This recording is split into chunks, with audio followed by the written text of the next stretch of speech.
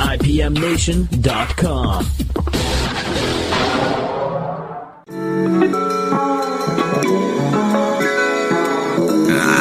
Living in a city, when you're in it, watch the people walk by.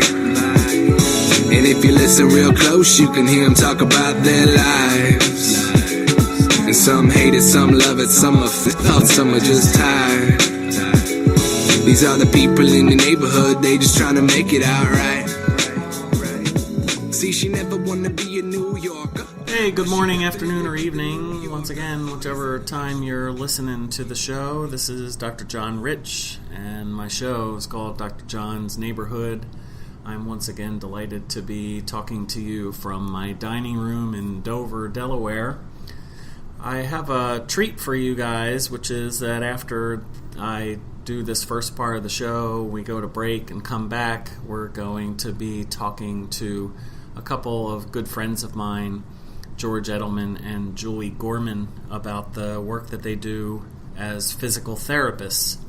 And I've actually already recorded that interview, and it was just a real fun time. There was a lot of laughter and jokes, and it got me to realize something about this show that is going to come as a result of being involved in the show and getting better at doing these kinds of things, which is to mix humor and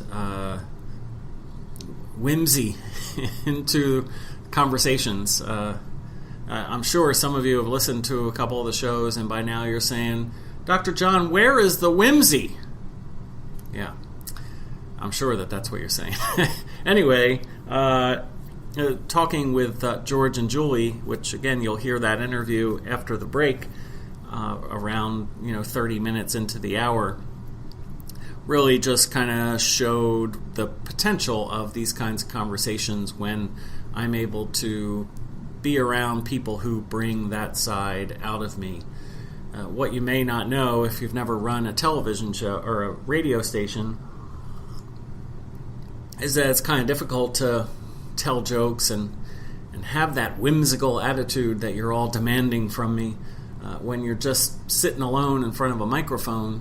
You're not getting any kind of feedback about what you're saying and how interesting it might be, etc. But I promise that if you stick with me, that I think I'll become more comfortable and more practiced at how to do these kinds of things, and it'll be even more enjoyable for all of us. One thing I wanted to put out there, just a couple plugs, my website, drjohnrich.com, where I write about research and reflections on positive parenting practices and also effective teaching practices. So I'm an educational psychologist. I also write for Psychology Today. You go to psychologytoday.com/blogs and type in my name. You'll find a regular column that I write on that site. I'm on manchesterinklink.com on the opinion page, and I've got some other places here and there, the George Lucas Foundation and the American Psychological Association. I've written something for a couple other products and services as well. So just wanted to put out there some of the stuff that I'm doing. My email address is info at drjohnrich.com. And if you're out there listening to this and you have some thoughts about some topics that might be interesting to discuss from a psychological perspective, or you or somebody you know would be a good guest on the show, I'm always looking for people who can come on the show. They don't even need to be in Delaware. I can talk with them and record through Skype, just like I did last week with Dr. Broder. And, so just shoot me an email and let me know anything you have to say about how to make the show better, or a topic, or a guest, or something like that. So, as promised, I want to talk a little bit about another side of budgeting, which in this case is going to have to do with how to take the information from your budget and try to make it a little more solvent.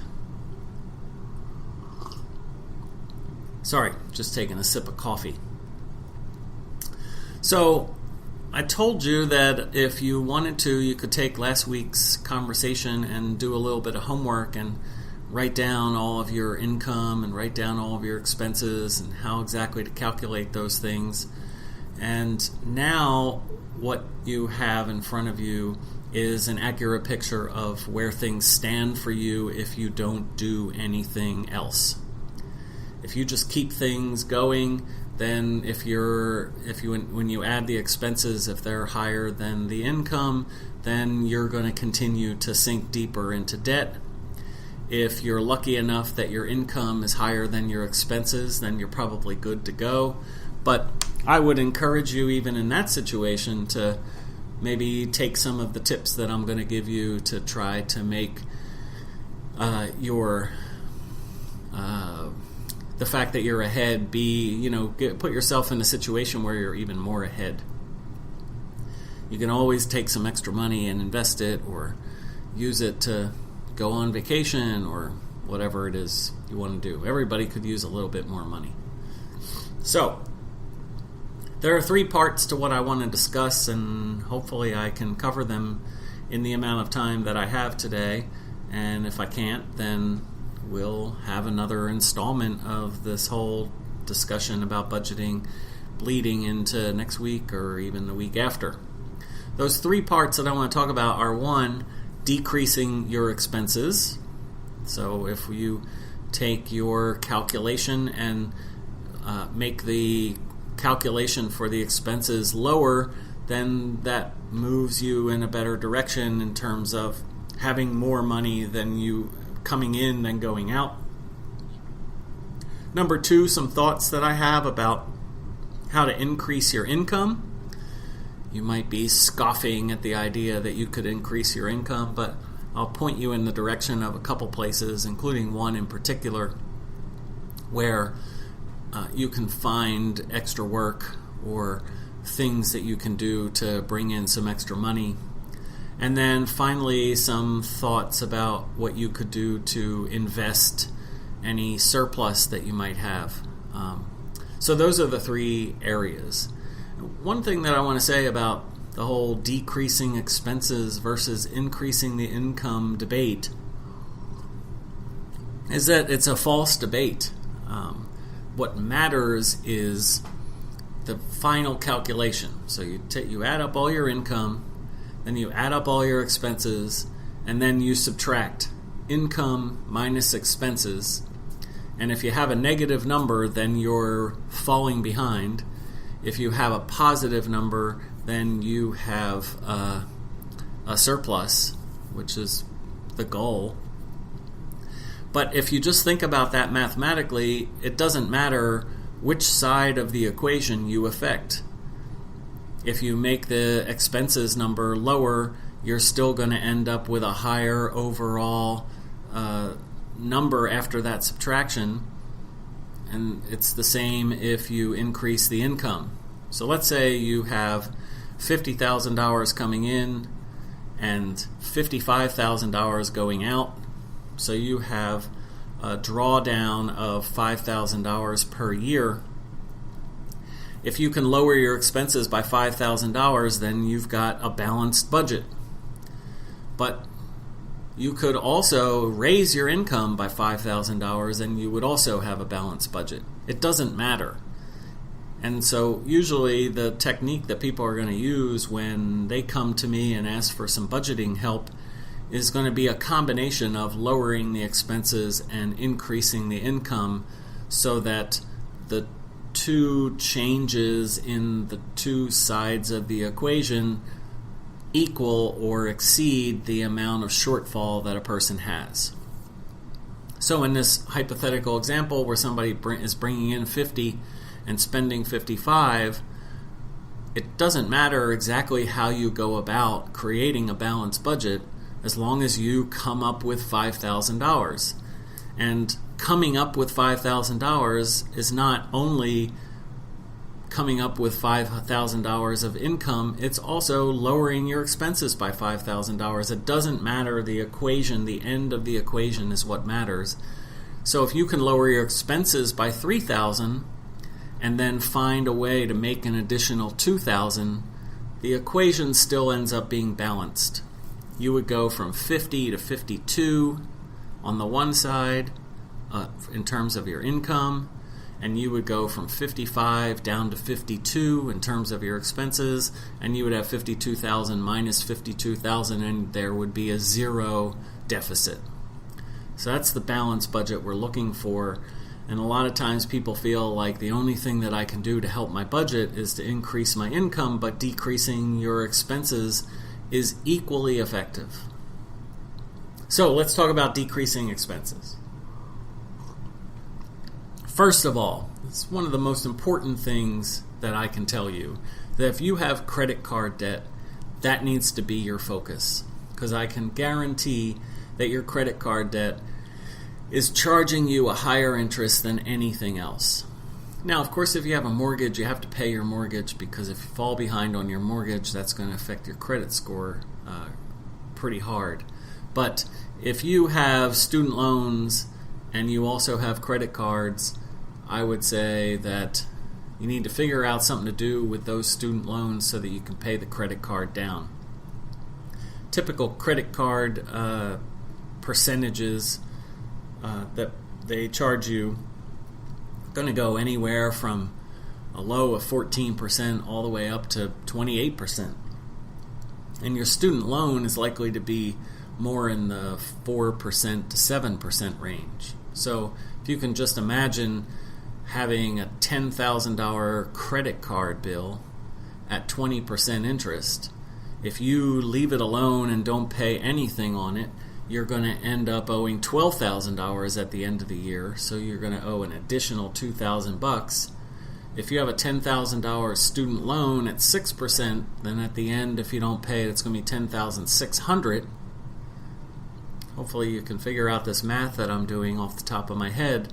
So with the student loan at 6%, you're going to fall behind and have additional debt of $600, but on the credit card, you're going to have additional debt of $2,000. So that's $1,400 more dollars if you're not setting your priorities. So one of the things that I'd like you to do is I'd like you to take a look at your expenses, and any time one of those expenses that you have involves some kind of interest rate that you're paying for a loan, I want you to rank order those in terms of the amount of the interest rate. So your highest interest rate debt should go at the top of the list, followed by the next highest, the next highest, the next highest. And then you may not have heard this, but I don't know what you've heard. So let me just tell you that one of the strategies that people use is then you take a look at that debt and you set aside the debt that has the highest interest rate, and you take all of the other debt and you pay the minimum on all of those debts. So you pay the minimum on your student loan. You have another credit card that has a pretty high interest rate but not as high as the highest, and you pay the minimum payment, and then you pay the minimum payment, and then you pay the minimum payment until you get to the debt with the highest amount. And then any excess that you have, you use to try to pay down that credit card or that debt first. So let's say you have a credit card that's charging you 25% interest, and the minimum payment is $100 a month. You obviously want to at least pay the $100 a month. But let's say you started paying some of the other credit cards and some of the other credit that you have to pay down. Let's say you just started to pay those at the minimum amount, and that allowed you to have an extra $100 a month. Well, then what I recommend is, instead of paying the highest interest debt, the $100 a month that they're asking for, you're going to pay them $200 a month, so that you're not only paying the minimum, but you're using that extra $100 to pay down the debt. And then when that debt disappears, all of a sudden your budget has an extra $200. So what are you going to do with that $200 extra? Well, now you're going to take the next debt that has the next highest interest rate, because now that's your debt with the highest interest rate, and you're going to pay the minimum that you've been paying all along, plus the extra $200 that your budget now has available.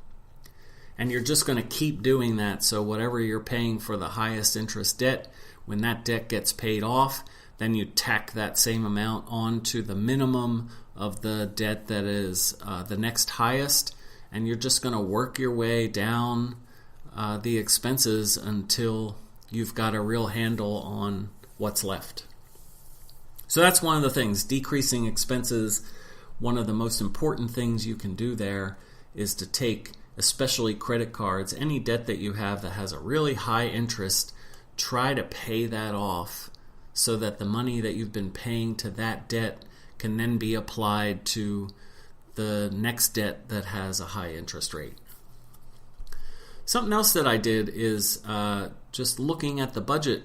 I mean, what I would want you to do is I would want you to take a look at your expenses side, and I would just want you to think about whether or not there's anything that you can do to lower the amount that's going out for that item. So me, looking down the list of my expenses, I see my car payment. So I have a car payment.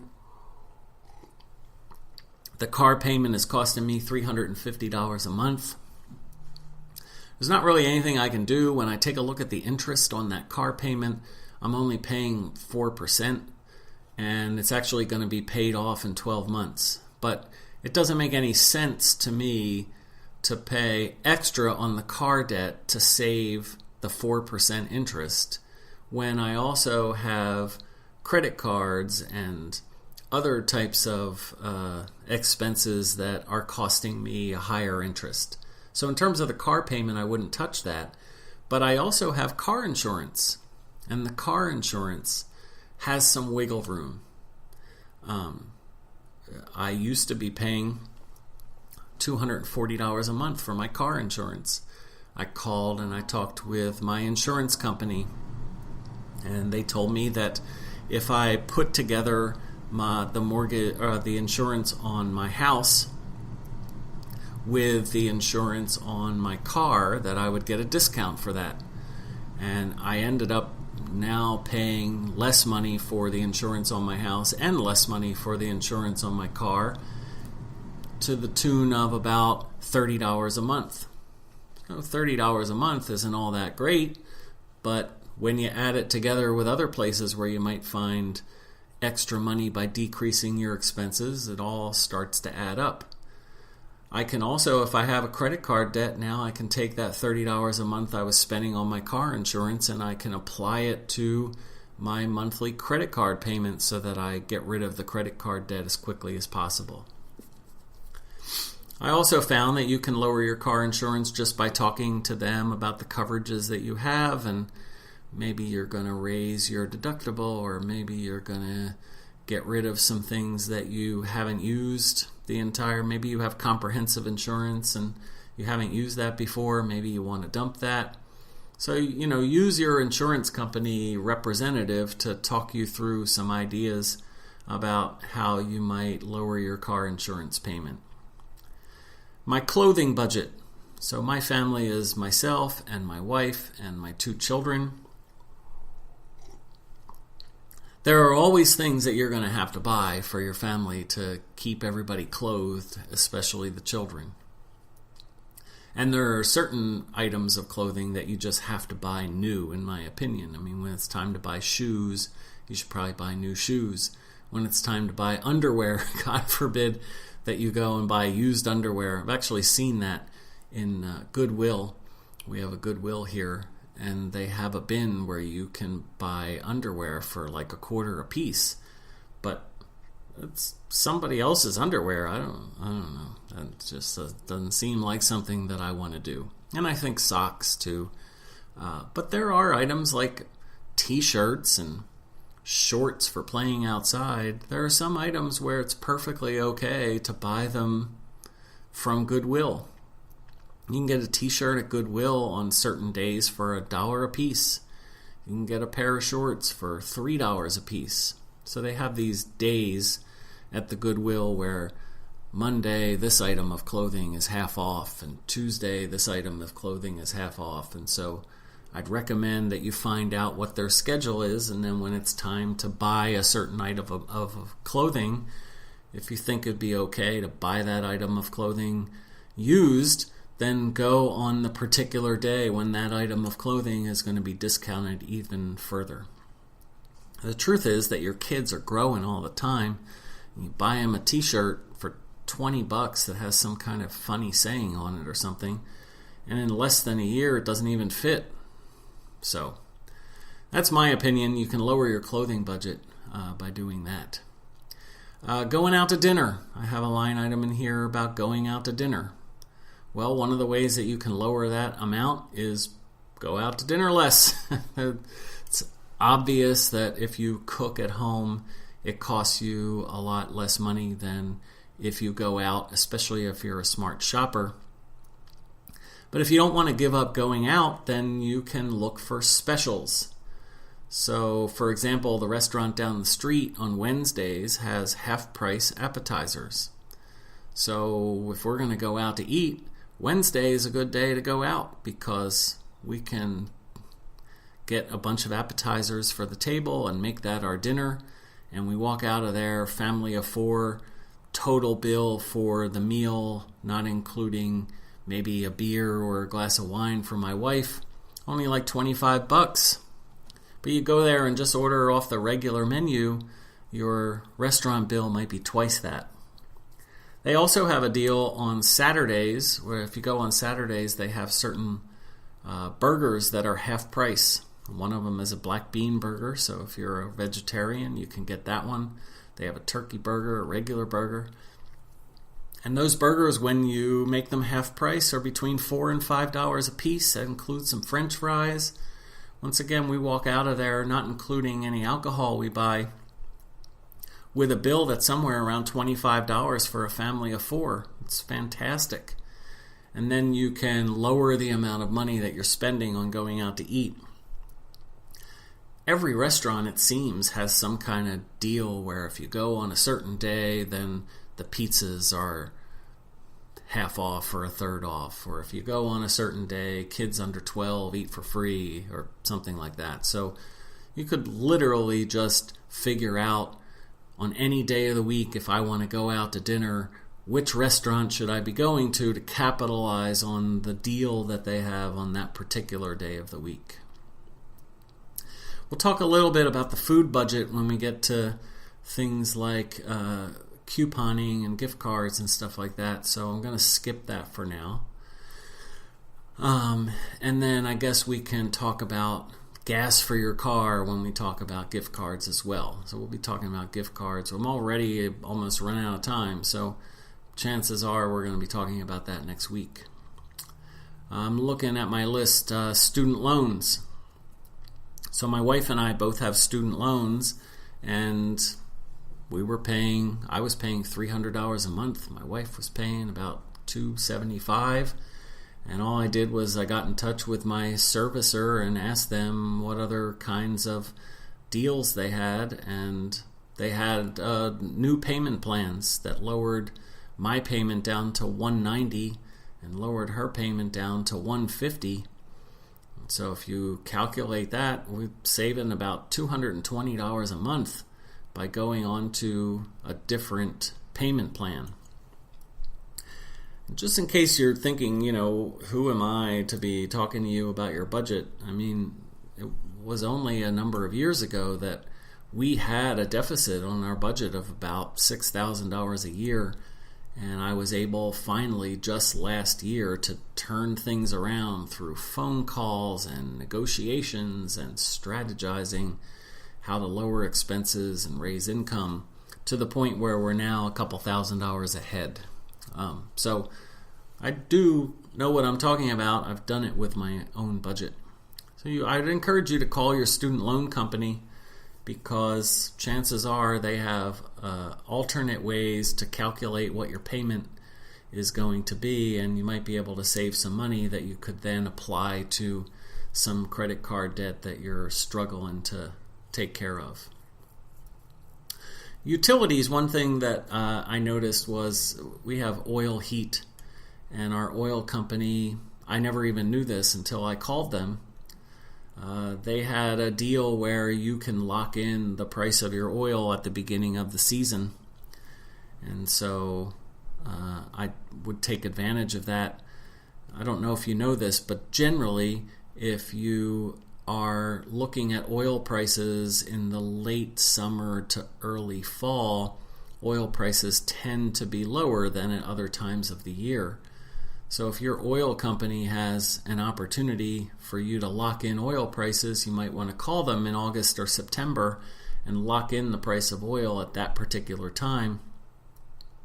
And then you're going to be paying that same amount even into the winter when the prices are going to go up because of all of the demand. The point here isn't necessarily to talk about oil specifically or student loans specifically, but to take a look at every item on the expense side of your budget that you've created and just ask yourself, is it possible that I could call somebody connected to this debt and figure out a way to lower the amount of money that I had to pay to stay good with my debtor without giving any more than I absolutely have to? Another thing that I wanted to talk about was credit cards. So if you need to be honest with yourself. If you're a person who has a hard time treating the credit card like a temporary loan against money that you know is coming in, and instead you view the credit card as free money, and then one day, in some kind of flash of passion, you go out and you just start buying things left and right without even paying attention to the cost, and then here comes the bill and now you owe $7,000 out of the blue. You need to stay away from the fucking credit cards. Let's just put that out there.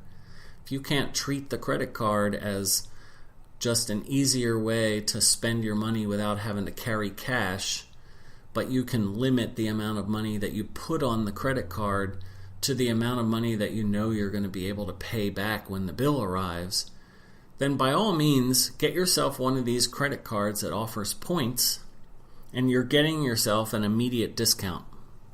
So, for example, the Capital One card. This is the card that has Jennifer Garner as its spokesperson. They offer 2% on all your purchases. So 2% isn't really all that much, but let's say across the year you spend $50,000 on your credit card across all these other expenses, and then your credit card company is going to give you a kickback of 2% on your purchases. 2% of $50,000 is $1,000. So, think about if you can be a responsible credit card user, getting a credit card that offers you money back or points or something like that to basically, in that situation, get 2% off of everything that you're buying. So we're almost out of time for this first part, and like I said, we're still got a lot to talk about, so I guess I'm going to keep talking about money. I feel like this is an important thing for everybody. Hopefully you agree. And then when we come back from the break, then we'll, each week we're going to have a guest, and we'll shift the conversation away from money to the particular issues that come up for people at different walks of life. We're about to switch to commercial and come back with George and Julie. And I encourage you to stay for that conversation because, like I said, I think it's a pretty fun one. Last time I gave you some homework. So this week I want to give you some homework too. When we're talking about lowering your expenses, there are a couple particular ways that you can do that I want to talk about with you. So there are 3 websites that I want you to check out. This is your homework for next week. The first website is crazycouponlady.com, and that K is spelled with a K, or the crazy is spelled with a K. So COUPONLADY.com, crazycouponlady.com. She not only gives you opportunities to get coupons, just clicking and going to a place where you can print a coupon that you can use at your store, but she also gives tips for how to stack sales with coupons and other types of rebates and things like that. So if the whole couponing world is a place where you can lower expenses on the things that you buy, you can become cognizant of certain types of items that are usually on deeper discounts in certain times of the year than other times of the year. So there are certain types of clothing. For example, you probably know that your child is going to need another winter coat next year. Well, you can buy a winter coat at the end of winter when they're trying to get rid of all their winter gear and move in all of the stuff for spring. You can get a coat for sometimes 70-75% off. They're trying to move that stuff off the shelf. So what do? Buy the coat 2 sizes bigger than what your child is currently, and then next year you have a coat that probably fits them, and you got it for much cheaper than if you wait until the beginning of winter. It's often a good idea to buy things out of season if you can predict what size and what type you would want to get when the time comes to actually use it. So crazycouponlady.com, she has all sorts of tips like the ones that I'm giving you, and all sorts of opportunities to know about items that would be good to buy this week because of the coupons that are available or the sales. It'll tell you what stores to go to. It's a pretty useful site. And incidentally, any of these websites I'm sending you to, I'm not making any money from this. I don't have any affiliate programs with any of these people. These are sites that I use. Another site that I want you to check out is called topcashback.com, topcashback.com. And that's a site where you can find vendors who are offering a certain percentage of a kickback if you click through to their website when you're going to buy a product.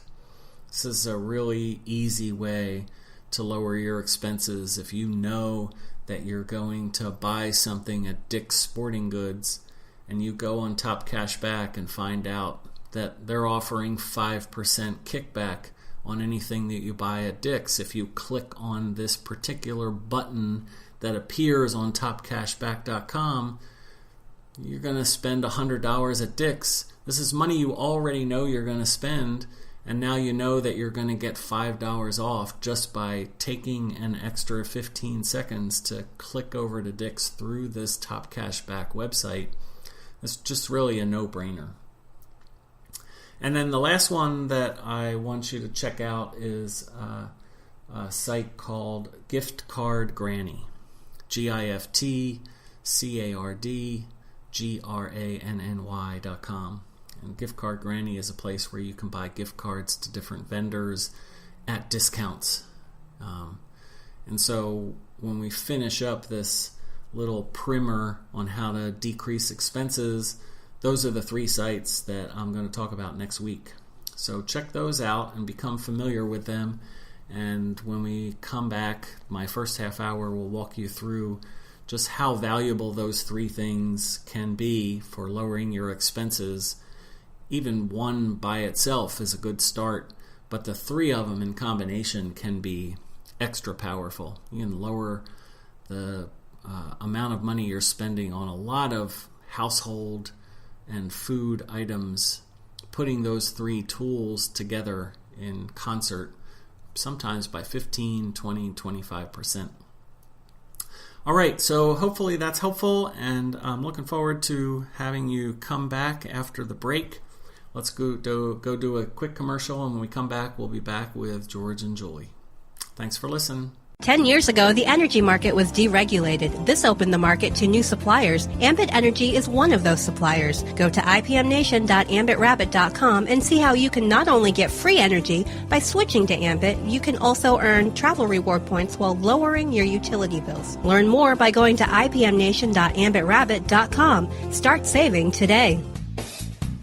IPM Nation is proud to be sponsored by Uptown Auto Repair, located in Manchester, New Hampshire at 578 Mast Road. Phone number is 603-625-8026. Have you ever heard of a mechanic that guarantees their work? Well, now you have with Uptown Auto Repair, 603-625-8026.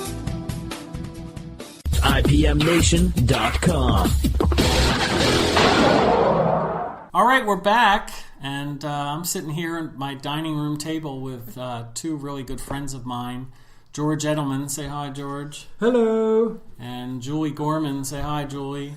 Hi, Julie. Hey, see, I always tell people that that's the correct response, to say hello and then their name, because they're repeating, and very few people have the intelligence to know. Yeah, that's George, right? He didn't have the intelligence anyway. So George and Julie are just fantastic people. In fact, the book that I have coming out in the spring, you guys don't know this, but you're mentioned in the book as people who I think of as examples of kind people. And so I'm delighted to have them here. And I'm delighted it's a positive example. Oh. So I really enjoy hanging out with the two of them, and so they're on the show because they're friends of mine, but also since the show seems to be about people who are engaged in hobbies or activities or careers that are trying to help other people. The two of you have a business here in the Dover area that does physical therapy. So can you tell us about your business and what you do? Right. We own an outpatient orthopedic physical therapy clinic here in Dover, Delaware. And we've been operating together as a group for 12 years. All right. So physical therapy, and I know that what sets you apart as physical therapists is that you don't just manipulate the area that's involved, but you've actually studied and have credentials in the medical side, right? You know what's going on underneath the tissue. Right. In any physical therapy program, you study all that.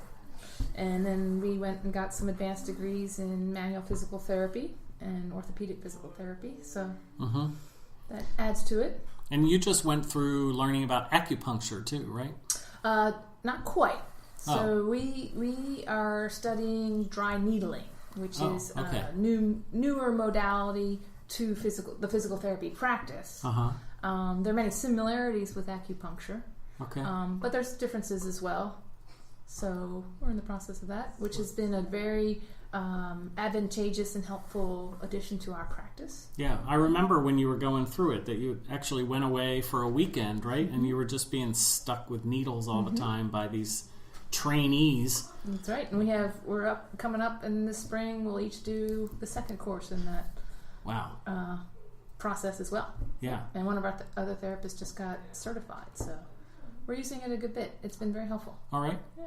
And you had something else that you wanted to bring up about the Olympics, right? Or the swim team or something? Oh, I just want to also point out that Julie and I are both on medical staff with USA Swimming.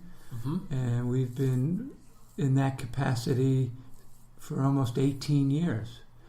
And it's a privilege for us to travel with the national team several times throughout the year.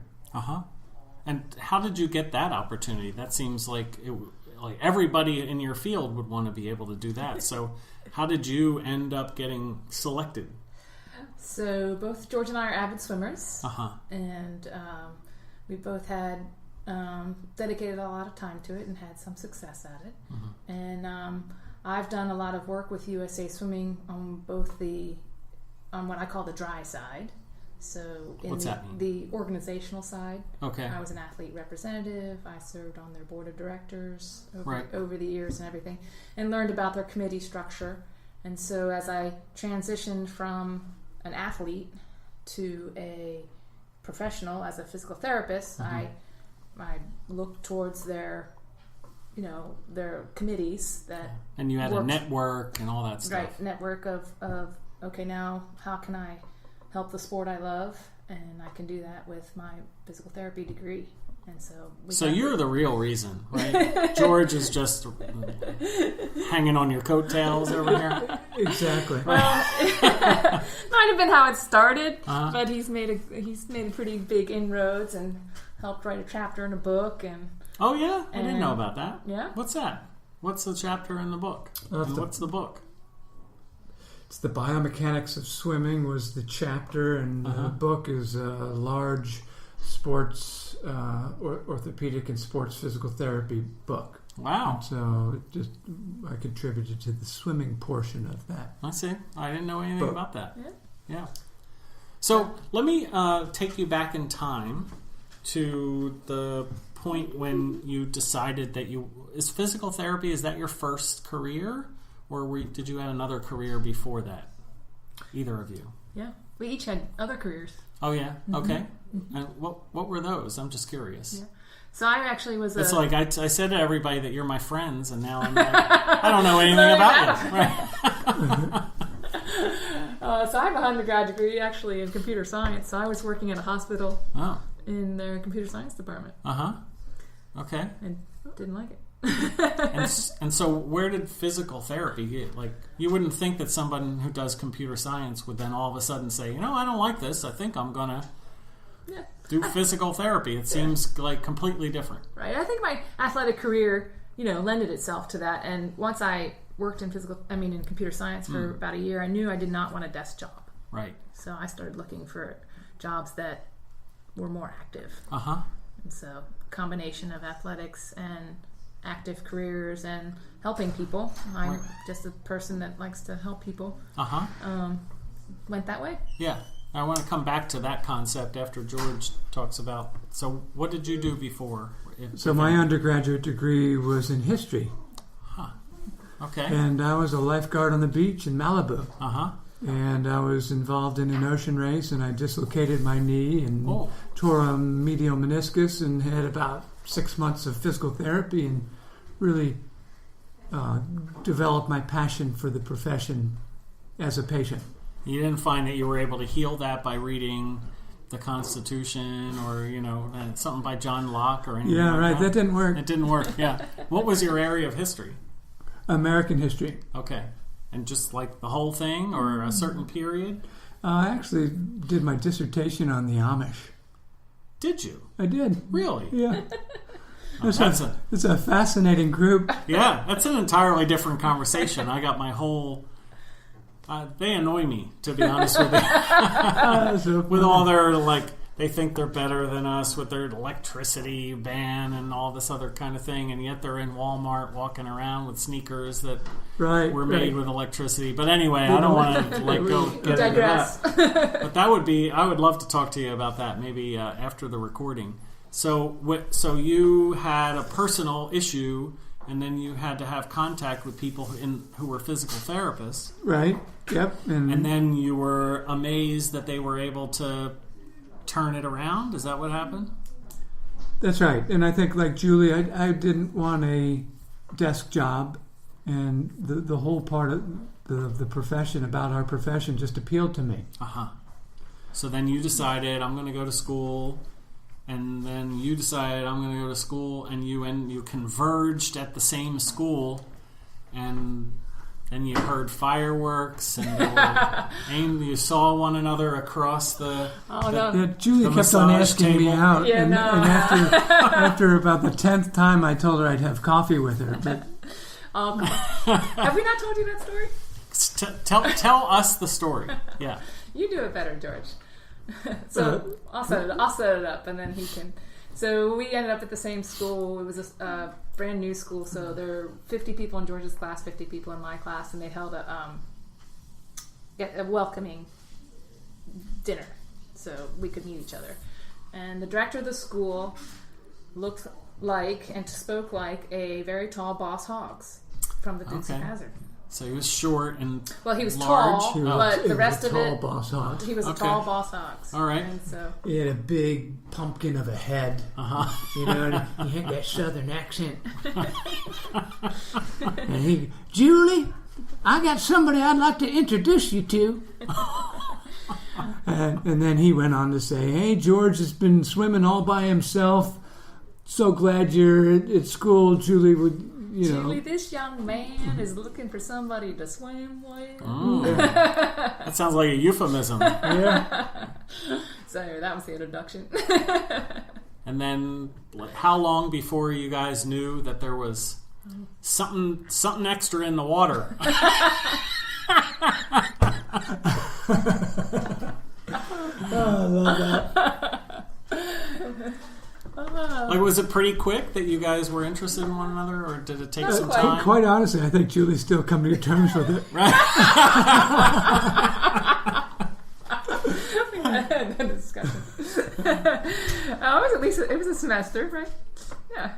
A semester, and then I can't answer that. She's still trying to figure out how she got married. Yeah. So she's really going to have to answer that one. He asked me out to go swimming in the ocean. Okay. Yeah, so that was good. Had you done that before? He swims much better in the ocean than I do. So. But when he asked you, had you swam in the ocean before? Not quite. I did a lot of pool swimming. He did more ocean swimming as a guard out in Malibu. So he's very good. So it wasn't even about him at first. It was like, oh, that's an interesting. I'd like to try that. No, I wouldn't have done that without him. Okay. He lay down on the sand, no towel. But it was good. All right. I had a suit on though. Okay. All right. Well, that's good. I mean, at least at the beginning of the date, you had the suit on. Yeah. So let's go back to what you said before. So you wanted to help people. You're the kind of person that wants to help people. So did it turn out that you were right, that doing physical therapy was something where you could help people? How do you help people? Yes. No, I very much enjoy my profession. It is, I mean, I'm not there to make myself feel better, but it gives me joy to see people improve their quality of life. To see, and that's that's my goal for each of my patients or clients. And if I can do that, then I can send them off. It's kind of like I had a friend describe it as kind of like, and I guess we do go back to these swimming analogies, but like floaties, the things that the kids put around their arms to keep them from sinking. Right. So if there's a temporary time in your life where you need a little help to get through an injury or something that's chronic, to help manage it better or something, then if we can provide a little bit of guidance and education and manual assistance, and then send you out to manage it on your own in the world with a little better understanding and awareness of what's going on, then that's great. Yeah.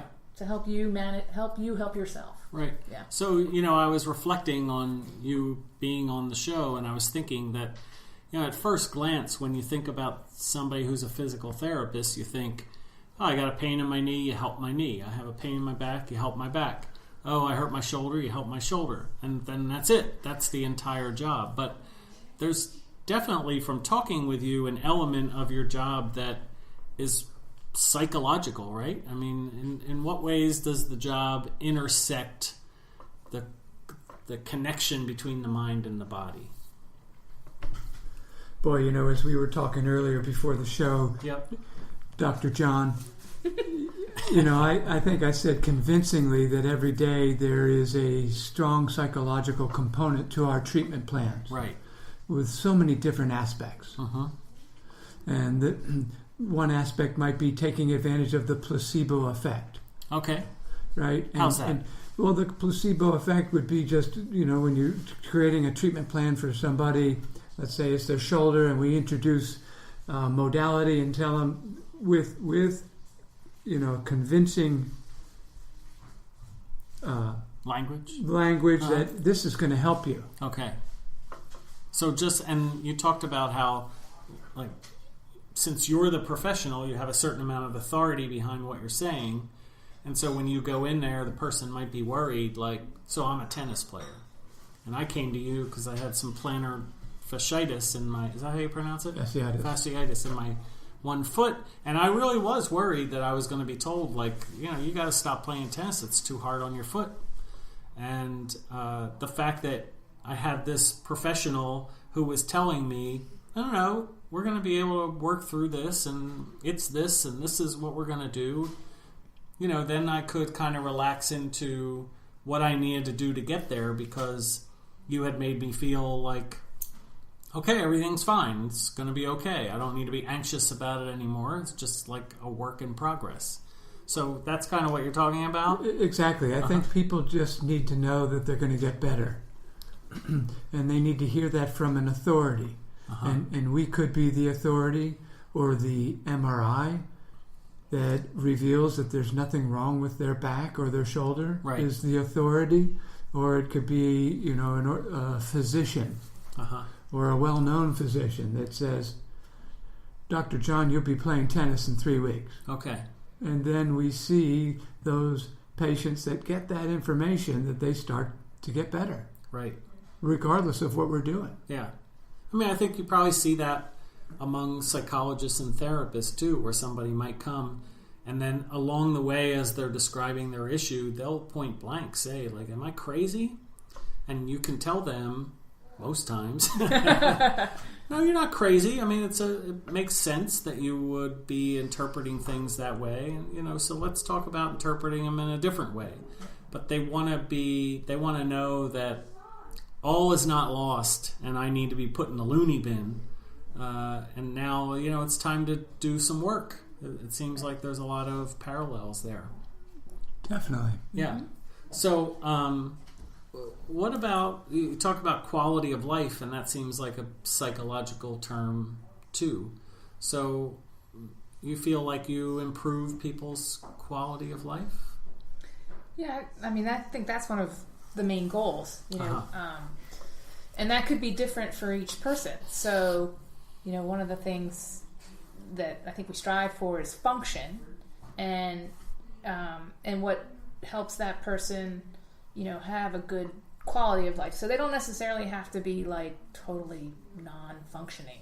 You could come in for, you like to play tennis, and that makes you happy. So that is your goal. Right. And we had talked about, I could get, we have a wonderful senior center in town, Modern Maturity, and they offer square dancing. And so, I might have Jeannie come in, and she is disappointed that she can't go to square dancing 3 nights a week, and because she has hip pain, and that improves her quality of life. It makes her happy. It connects her with her friends. It's social.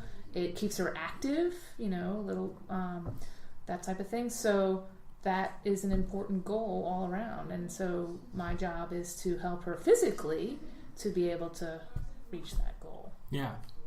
So you were talking earlier about, you want to let people know that they're going to be okay. And then it kind of takes the tension away or the anxiety away. But do you ever have a situation where they're not going to be okay? Like they're just old and they hurt something and they're too old. There's nothing, like, how do you handle a situation? Do you just lie and say you're going to be okay to lighten the tension? Or have there been situations where the truth of the matter is that they're too old or too far gone, or there's too much deterioration or something like that? Like, does it ever happen that way where there really isn't anything you can do? Actually, I think we then just focus on what they can do. Okay. So if it's not line dancing or playing tennis, it might be getting out of a chair to go to the bathroom. Okay. And be able to pull up their pants. Focus on the positive and focus on the things that we can change. And a lot of education, and adaptation. I mean, sure, you don't want to go that route, but and I will say, you can't use age, John. What? You can't use age. Okay, why not? Well, if we had the story in school of the 93-year-old woman goes into the doctor, says my left shoulder hurts, and the doctor says, well, it's old. You are 93. You are 93, yeah. But my right shoulder is 93 years old too, and it doesn't hurt. So. Okay. But you certainly still have a case in terms of if somebody has an injury that or is so chronic or so deteriorated that it is just not going to improve. But you're exactly right. Just educate them, educate their family, educate their friends and increase awareness to focus on what they can do. Yeah. So what I love about the way you're conceptualizing it is, some people might look at somebody and just like, oh shit, well, I guess you're not going to be doing that anymore. Right. And you've had enough experience to know that like you're spinning everything in a positive direction. So somebody might have a chronic problem that means, maybe they're not going to be able to play tennis, and you can strategize some other ways that they can find some enjoyment from physical activity inside the boundaries of what is possible. What about, can you think of any stories or people, and I don't want you to give me their names, you make up a pseudonym, but any stories of people the problems that they're having are because they're not taking care of themselves or they're doing things incorrectly? Like, is there a part of your job where you have to teach people how to run properly or how to swing at a tennis ball properly? Are some of the problems based on them having improper form? Do you ever have an educational side to? Oh, absolutely. Okay. And so again, with Julie and I being on the medical staff for USA Swimming is our passion, and when we have swimmers that come to our clinic from all over the Mid-Atlantic region seeking our consult, and as we're delving into their issues and teasing out why they may be struggling with shoulder pain, taking a look at their stroke is primary and or definitely one of the major parts of the evaluation. That we would do in conjunction with their coach And or meet them at the pool, and we'd film their stroke. Yep. And there's patterns. If somebody has an aberrant stroke, it'll be clear that there's something brewing to that effect. Huh. And then from a everyday person point of view, sure, absolutely, education is one of our biggest things we do. We talk just simple things. I can walk into a room and watch somebody get up from their chair and be like, ooh, that was ugly, and the first thing we're going to do is go over how they might better utilize their body. Yeah, are you envisioning somebody right now when you tell me about that person getting out of the chair, or was that? Sure, I had a patient last week. Tell me tell me like what you saw when they got out of the chair wrong, and how you dealt with that. So she moved from the chair to the table, and just I could see her pain behaviors, her face, and real slow and pushing with her arms. Pain behaviors. Mm-hmm. Okay. Uh-huh. And then she goes to sit down and is kind of you again behaviorally see kind of nervousness, like, oh my God, I gotta do this again, type of thing. And so then I had read she had been taught how to tighten her stomach, and then I said, can you tighten your buttocks? Mm-hmm. And I said, okay, let's go over standing up again. I said, now you do it as an exercise, but let's add it to your everyday life. Mm-hmm. Tighten your belly before you stand up. Okay. Use your butt muscles to stand up. Uh-huh. And she got up and she was like, oh my God. So she was putting all the pressure just on her arms? Right. She was using her arms to stand up, as opposed to, it's a leg motion. You're supposed to stand up with your legs primarily. Yeah. And she wasn't, she had been injured enough that she wasn't using the muscles that were supposed to be used for that. And so I just gave her education to remind her on what muscles should be kicking in to do that activity. And she got up and she was very thankful. This is all making me think about there's so much psychological research about how when a person is anxious or fearful or upset about something, that it takes so much of our mental energy away from other things that life satisfaction really can be affected. If you're, for example, you're poor and you're worried about being evicted and you're worried about paying your bills, then the amount of mental reserves you have to put into positive parenting or to put into being grateful for what it looks like at the park, it's just a lot harder to do. And so It seems like some of what you're doing as pseudo-psychologists is taking, like, giving them back some of their mental reserves. Does that resonate with you, the way I'm saying that? Yeah, I would think so. I mean, as George talked about earlier, he calls it kind of maximizing and minimizing their focus on what's happening in their pain level, and we really try and get them out of the thought process of pain as best we can, not negating that it's not there, but focusing on activity and function. But like you said, like this woman, she was so disrupted by what her pain level that yes, she was having trouble having any reserves to take care of her children and to do other things, and that was very obvious. And probably reluctant to stand up all that often, right? Mm-hmm. Yeah. Yep. George, tell us about minimizing and maximizing. Because that sounds like a therapist there. Right. It sounds like a what? Well, it's just like minimizing and maximizing sounds like some kind of practices a therapist uses in a therapist office. So since we're, again, trying to connect what you're doing to psychology, like, what does that look like? Let's say I come in and I hurt my shoulder. So how would you minimize or maximize, and what situations might call for one or the other? Right. So I would say a large portion of my day I'm minimizing someone's symptoms. Okay. And as Julie why pointed, would you do that? That sounds like you're not taking me seriously. Well, Is that what you mean? Well, there's a couple of reasons. So one, Julie's talked about how some people can just focus on their pain, and they can't get away from that. And an example, again, we've used you as an example all day of your tennis playing and the fact that you might develop some shoulder pain, and you may come into the clinic, and upon evaluation we get a sense of what's happening, and I will take the avenue to minimize the symptoms, meaning, John, you're going to be fine. All we need to do is these exercises, and in 2 to 3 weeks you'll be serving the ball at 120 miles an hour. I wish, yeah.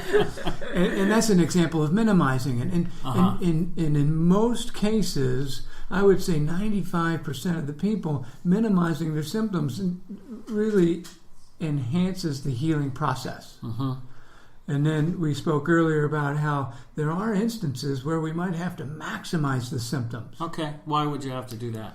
And again, that might be an example where somebody has a known herniated disc in their back, but they're taking it lightly, and they're rock climbing, they're jumping out of airplanes, they're helping their neighbors move.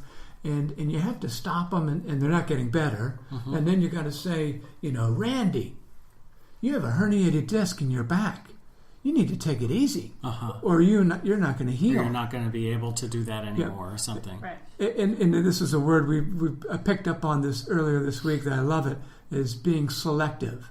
And Randy needed to be selective in the activities he engaged in. Right. And that's where I would have to maximize somebody's symptoms. Yeah. So when you're in training to do physical therapy, do they have courses in the psychology part of it, or is it all physical?